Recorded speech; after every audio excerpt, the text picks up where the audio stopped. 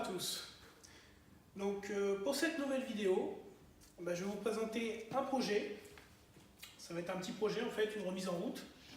Il s'agit d'une de mes voitures personnelles, une A4 2,5 litres TDI V6, version 180 chevaux.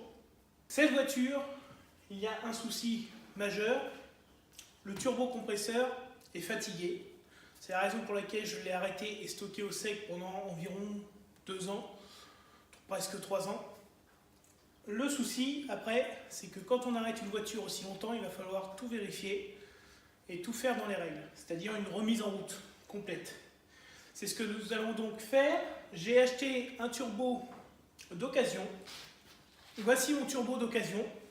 Je l'ai acheté pour une centaine d'euros, en fait 100 € précisément, sur le bon coin. Je suis tombé sur une excellente affaire parce que c'est un turbo d'origine Volkswagen et il n'y a pas de jeu. Le turbo avait environ 150 000 km et provenait d'une voiture accidentée. Donc on va le remettre en place dans cette voiture-là. Seulement, pour faire ça, il va falloir faire quelques petites autres choses avant. On va avoir besoin de matériel et je vais vous montrer ça tout de suite. Voilà, donc un petit peu le matériel dont on va avoir besoin. Ça, c'est un kit de joint pour turbo. Vous avez vraiment tout qui est fourni. On a les goujons neufs, les visseries, etc. Les boulons, les joints. Ça, c'est une seringue d'amorçage pour un turbo neuf. Mais là, on ne monte pas un turbo neuf, donc on n'en aura pas réellement besoin. Enfin bref, elle est comprise dans le kit. Voilà. Ensuite, on va nettoyer également donc, le système d'huile. Pour ça, on va mettre un pré-vidange. On va faire tourner la voiture une quinzaine de minutes. On va changer bien sûr le filtre à huile, le filtre à air. Je vais faire aussi le filtre habitacle. Et puis on va avoir une petite vidange. Donc dans cette voiture-là, on a plus de 5 litres d'huile. Donc il me faut une bonbonne de 5 litres et une petite de 2 litres. Moi, je mets de la 10-40 dedans. Ce moteur-là a toujours tourné à la 10-40. Il faut s'assurer quand même, derrière, vous avez tout ce qui est norme, ici. Il faut s'assurer qu'on a quand même Volkswagen 50101. La mienne est préconisée pour cette norme. Il faut que l'huile réponde forcément à cette norme. Voilà. Bon, on va passer du côté du moteur. On va le démarrer. On va mettre le nettoyant bien sûr avant dedans, le pré-vidange. Et puis on va laisser tourner le moteur une quinzaine de minutes. Bon, nous voilà sous le capot moteur. Donc on va mettre le nettoyant. On le secoue bien avant pour que tous les composants soient bien dedans, pour que ça soit bien mélangé.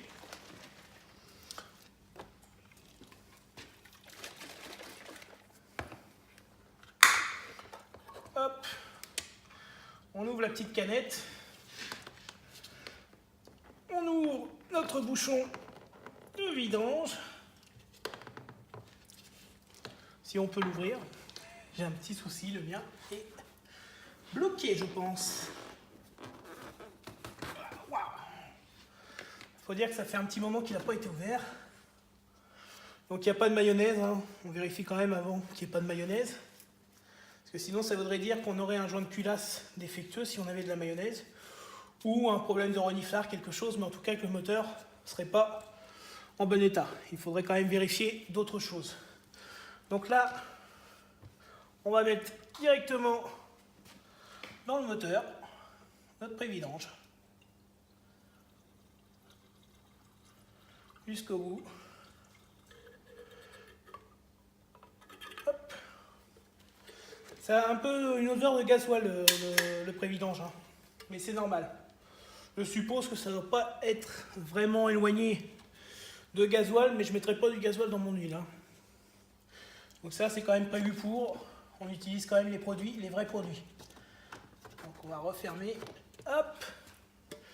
Et maintenant, il n'y a plus qu'à allumer la voiture.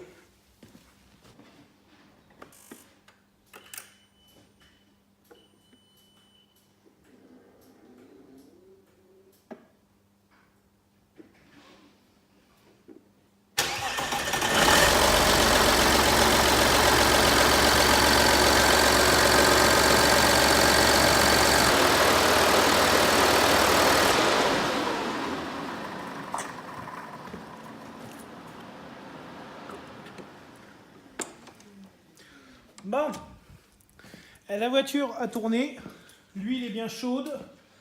Elle va avoir parcouru tout le circuit d'huile avec le nettoyant. Ce qu'on va faire maintenant, c'est qu'on va passer à la vidange du circuit d'huile.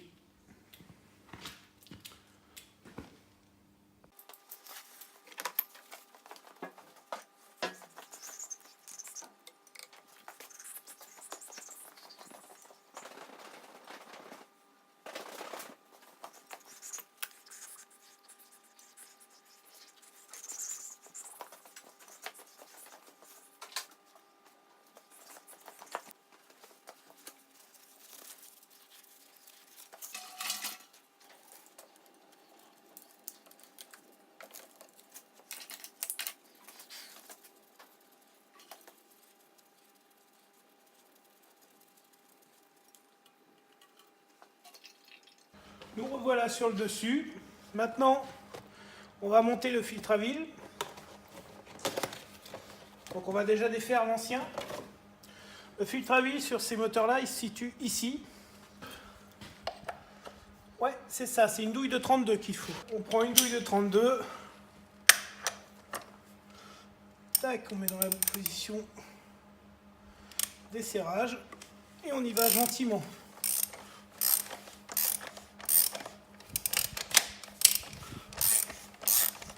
Jusqu'à ce que ça tourne tout seul. Alors, avant d'ouvrir, méfiez-vous. Je vous conseille de blinder de papier autour. Quand on va ouvrir la cartouche d'huile, ça va dégueuler un peu tout autour. Bon, je coince un peu de papier sur le pourtour pour que l'huile ne coule pas partout.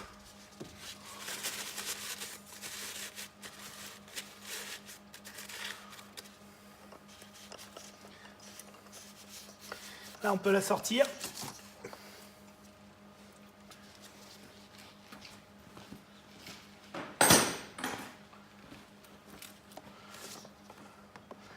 On essaie de la sortir le plus droit possible, parce que ça va goûter forcément. Alors il restera forcément de l'huile dans le fond de votre filtre à huile, dans le bocal. Hop.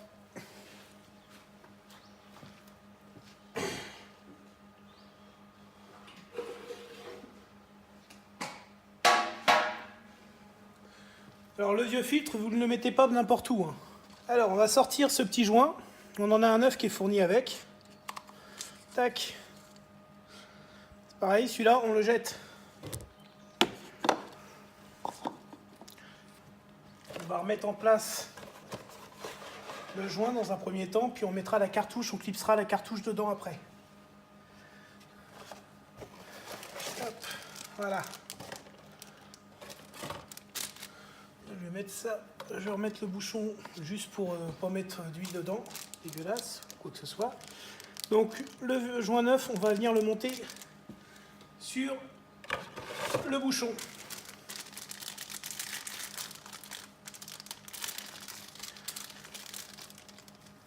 Faites attention si vous avez un petit joint de vidange fourni comme ça. Moi j'ai déjà changé en fermant le bouchon. Mais bon, je vais garder. Je savais pas qu'il y avait un joint de vidange avec. J'ai pas l'habitude de cette marque là. Alors on va prendre son nouveau joint et puis on va mettre les doigts un peu dans la vieille huile et on va l'abîmer un peu. Qu'il soit bien imbibé d'huile, le joint, quand on va le monter. Tac. Voilà. On l'imprègne de la vieille huile. Un peu dégueu ce que je fais, mais bon, pas grave, j'ai l'habitude. Voilà, quand il est bien imbibé un peu partout, on va venir le remettre sur le capuchon en le faisant glisser.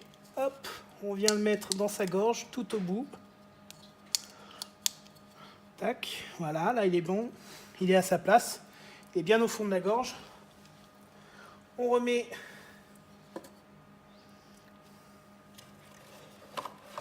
le filtre à huile neuf.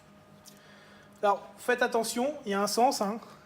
Enfin, ça ne sera pas compliqué à deviner puisque sur ce moteur-là, vous avez une grande tige où circule l'huile qui va venir se mettre dans le filtre. Donc le filtre va aller dans ce sens-là. Cette partie-ci vers le haut et le gros trou vers le bas. Donc hop, on a le clipsé et on vient remettre comme ça. Voilà.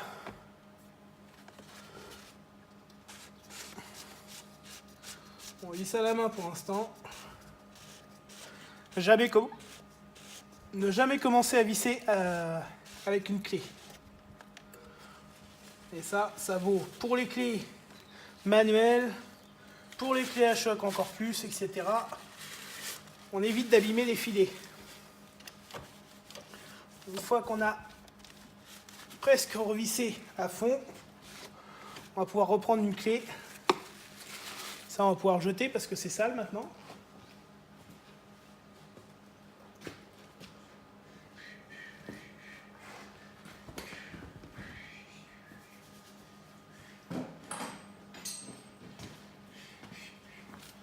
Alors on va prendre de préférence une clé courte. Hein, on ne prend pas un truc à rallonge. On le met dans le bon sens, c'est mieux. Et on serre comme ça gentiment. Voilà. Ensuite, vous avez la valeur 25 Nm indiquée sur le bouchon du bocal. Ce qu'on va faire, c'est qu'on va prendre une clé dynamométrique et on va venir serrer à 25 Nm. Voilà ma clé dynamométrique. Ici, c'est un modèle Kraftwerk. On a l'affichage ici au bout de la poignée. On tire pour la déverrouiller. Et puis, on va la mettre à la valeur, soit 25 Nm. Tac. Hop. On vient là.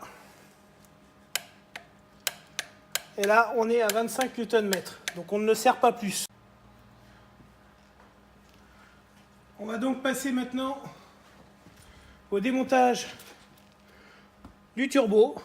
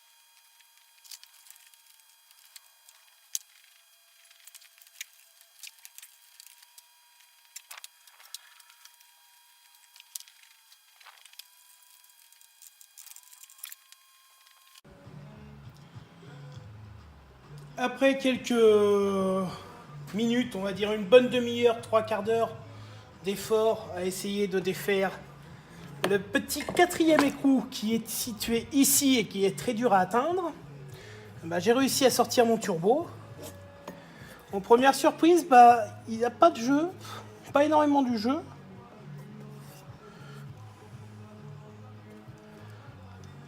Un petit peu, mais pas violent. Mais bon, surtout, bon, bah, c'est un turbo, ce qu'on appelle les turbos échange standard. Et donc, ils sont de beaucoup moins bonne qualité que les turbos Garrett d'origine, hein, bien sûr. Voilà, donc on va arrêter pour ce soir le chantier.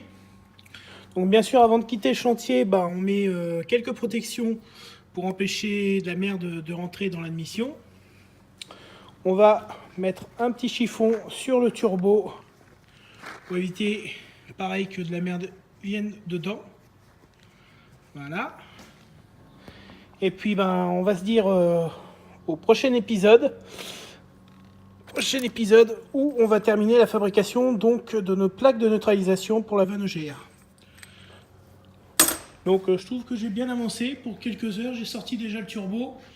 J'ai réussi à démonter donc le GR, enfin le système de GR qui était grippé à l'extrême depuis X années. Donc c'est pas trop mal. Je suis content de moi. Et puis ben on va donc travailler pour terminer ça, je pense demain ou après-demain.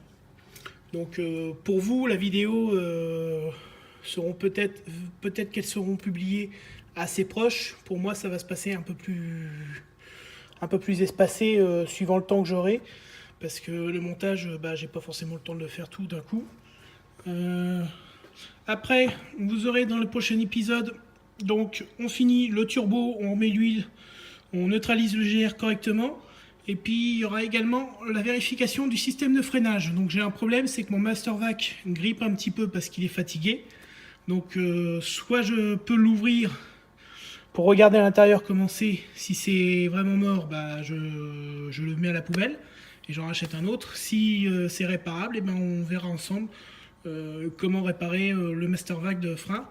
Il existe des kits de joints de rénovation pour les Mastervac, donc on verra si mon modèle de Mastervac que les joints sont disponibles, et puis ben on attaquera ça. Alors je vous dis à bientôt, et puis ben j'espère que cette vidéo vous aura plu, et tout du moins cette forme de vidéo sur un projet comme ça de véhicule à remettre en route, j'espère que ça vous aura plu. Allez, petit pouce et bonne journée.